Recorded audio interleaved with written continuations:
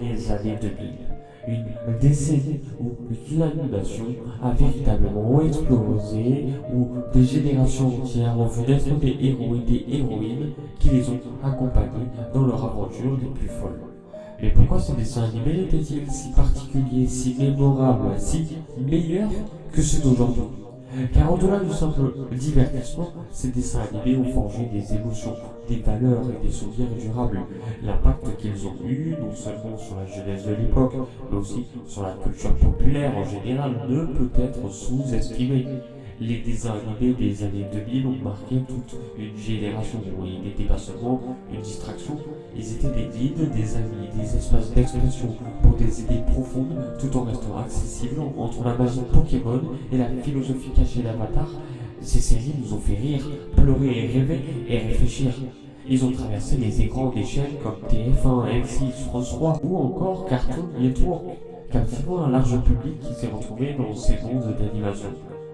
Mais qu'est-ce qui les rendait si uniques et indétrônables? Pourquoi ces dessins animés sont-ils encore des références aujourd'hui?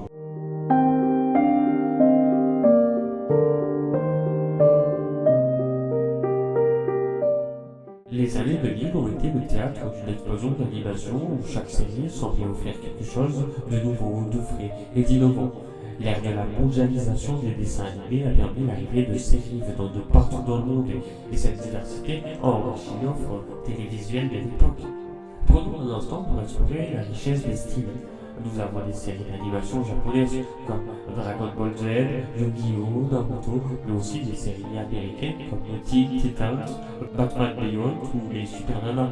Chaque série avait sa propre identité, sa propre culture et sa propre manière d'aborder des thèmes universels comme l'amitié et le sacrifice, la rédemption ou la guerre. Ces dessins animés sont parfois venir d'univers parallèles, tellement leur univers était varié, mais chacun avait ce petit quelque chose qui les rendait indémodables. Les Super Nanas, Powerpuff Girls, par exemple, nous offraient une vision originale de l'héroïsme de trois petites filles, toutes les pouvoirs surnaturels, lutter contre des ennemis tout plus improbables les uns que les autres, avec son style visuel unique et son humour décalé. Les Super Nanas ne se contentaient pas de nous divertir, elles portaient des messages d'autonomisation et de responsabilité, mais toujours avec une touche de légèreté. Totally Spice apportait un vent de fraîcheur en mélangeant aventure, espionnage et esthétique des séries de super-héros, mais avec une touche féminine. Les trois héroïnes, Clover, Sam et Alex, affrontaient des méchants tout en jonglant avec leur vie d'adolescente. Un concept novateur qui a séduit les jeunes téléspectateurs de l'époque. Le contraste avec les séries d'animation japonaises est frappant. Pokémon et Digimon ont envahi les écrans avec des concepts similaires, des créatures fantastiques, des combats épiques et des aventures qui semblaient infinies. Mais la différence résidait dans l'univers qu'ils proposaient. Dans Pokémon, il ne s'agissait pas seulement de devenir le meilleur dresseur de Pokémon, il s'agissait aussi de développer des relations profondes entre les personnages et leurs Pokémon, d'explorer des thèmes comme l'amitié, la loyauté et même le respect de la nature. Digimon, pour sa part, allait encore plus loin en mêlant aventure et dilemme existentiel avec des personnages qui se remettaient en question et évoluaient au fil des saisons. Et d'autres séries américaines comme Ben 10, qui mêlaient science-fiction et super-héros, ont marqué cette période par leur mélange de simplicité et d'action. Le concept de Ben 10 était révolutionnaire, un adolescent qui trouve une montre extraterrestre et se transforme en 10 créatures puissantes, chacune avec ses propres capacités et personnalités. Ce concept novateur a instantanément captivé un large public et est devenu une icône des années 2000.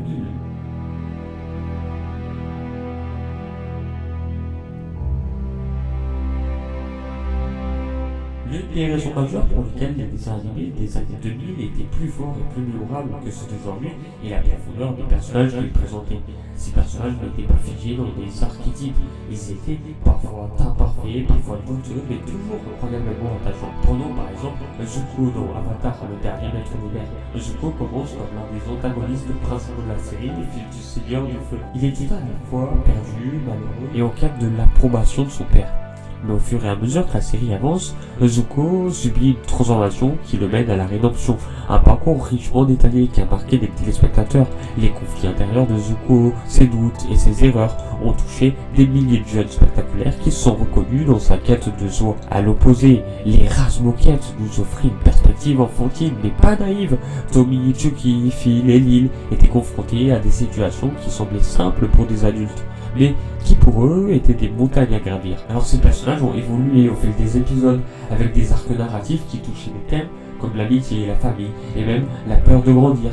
D'autres héros comme Ben 10 étaient parfois plus en surface, mais leur évolution à travers les épisodes les rendait captivants. Ben était un jeune garçon un peu égoïste au départ, mais au fur et à mesure de ses aventures, il apprenait l'importance de l'humilité, du travail d'équipe et du sacrifice. Les Powerpuff Girls étaient également des personnages profondément humains.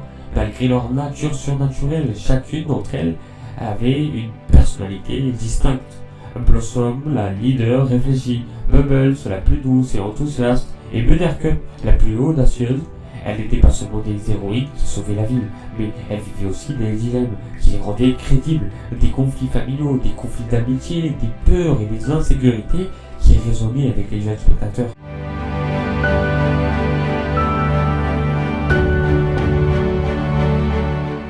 Des thèmes profonds et audacieux. Alors ce qui caractérisait également les dessins animés des années 2000, c'était leur capacité à aborder des thèmes complexes, souvent audacieux, tout en restant accessible au jeune public. Prenons l'exemple d'Avatar, le dernier maître de l'air, qui aborde des thèmes tels que la guerre, le destin, la rédemption et la paix. Ces sujets, qui sont loin d'être simples, sont traités avec une intelligence qui dépasse celle de nombreux autres dessins animés de l'époque. Le personnage principal, Hank, porte le poids du monde sur ses épaules et doit trouver un équilibre entre son rôle de pacificateur et sa vie de jeune garçon. Cette série ne s'est pas contentée de livrer une histoire fantastique, elle a poussé les jeunes téléspectateurs à réfléchir à des sujets sérieux comme la justice et l'équilibre entre les peuples. De même, les mystérieuses cités d'or. Bien que techniquement un peu antérieure aux années 2000, mais continuant son influence à travers des rediffusions, a su mêler aventure et histoire en parlant d'un sujet aussi fascinant que l'exploration des civilisations anciennes. Alors les questions de l'identité et de la quête de soi sont aussi présentes à travers les personnages de Esteban et Zia, jeunes enfants embarqués dans un périple qui les mène à la découverte de leur passé et de leurs racines.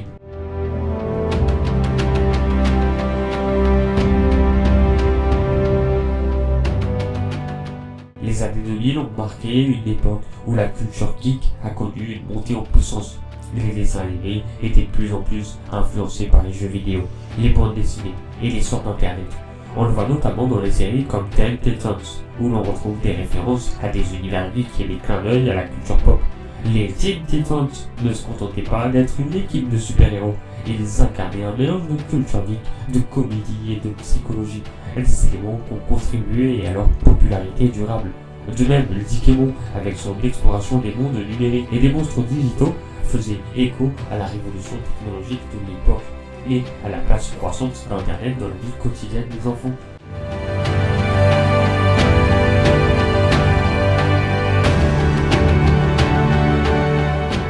Les dessins animés des années 2000 étaient bien plus qu'une simple forme de divertissement, ils étaient des œuvres d'art, des aventures mémorables et des fenêtres ouvertes sur des mondes nouveaux, où la diversité, les personnages profonds et les thèmes audacieux se mêlaient de manière magique. Ces séries ont marqué une génération et ont laissé une empreinte indélébile dans la culture populaire. Elles sont devenues des classiques intemporels qui continuent à influencer l'animation aujourd'hui. Les années 2000, véritable âge d'or de l'animation télévisée, ont produit une multitude de dessins animés qui, chacun à leur manière, ont contribué à façonner l'imaginaire collectif de toute une génération. Les Powerpuff Girls, Avatar, Ben 10, Dragon Ball Z, Yu-Gi-Oh, Pokémon, Foster, Totally Spies et bien d'autres sont des témoignages vivants d'une époque où la télévision et l'animation ont su captiver l'essence même de l'enfance, avec une profondeur, une créativité et une originalité qu'on ne retrouve pas toujours dans des productions actuelles. Les dessins animés des années 2000, c'était notre époque, celle qui a forgé nos valeurs, nos rires, nos amitiés et nos rêves. Et c'est pour toutes ces raisons qui resteront à jamais les meilleurs.